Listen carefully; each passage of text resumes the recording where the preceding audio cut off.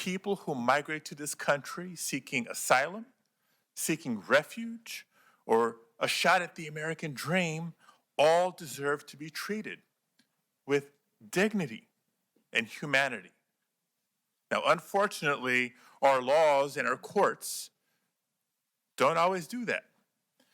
Beyond our often cruel and counterproductive choices that we've made over the years when it comes to immigration policy, the language that we use to speak about immigrants can often have dehumanizing effects.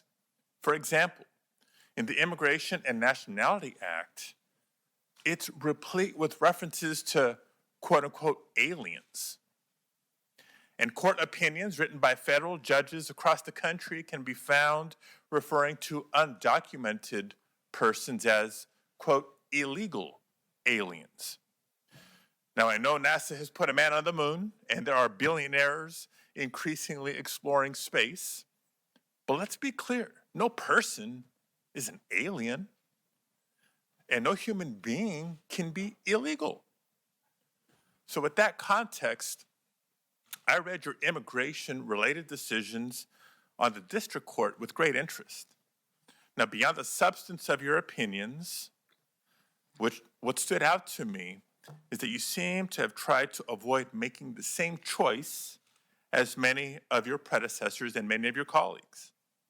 When not quoting statutes or precedent, your opinions appear not to refer to immigrants as alien or illegal.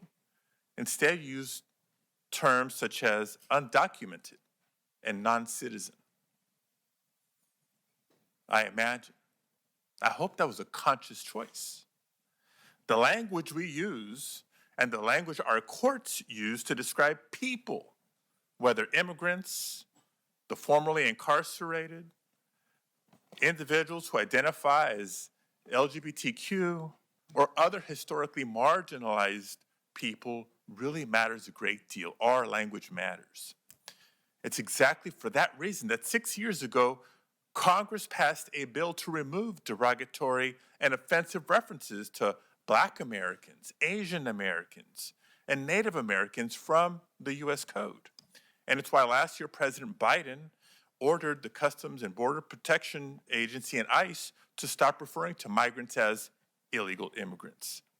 With all that said, Judge Jackson, do you agree that the language we use to describe one another and the language used by the bench matters?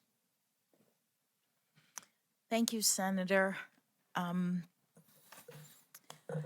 As I mentioned earlier in this hearing, judges are the only branch of government who are required to write our opinions, to explain our decisions. And I have long believed in that capacity that our clarity and language matters. We're explaining the law to people, and people read and understand what the law is, what the rule of law is in this country through the opinions of judges.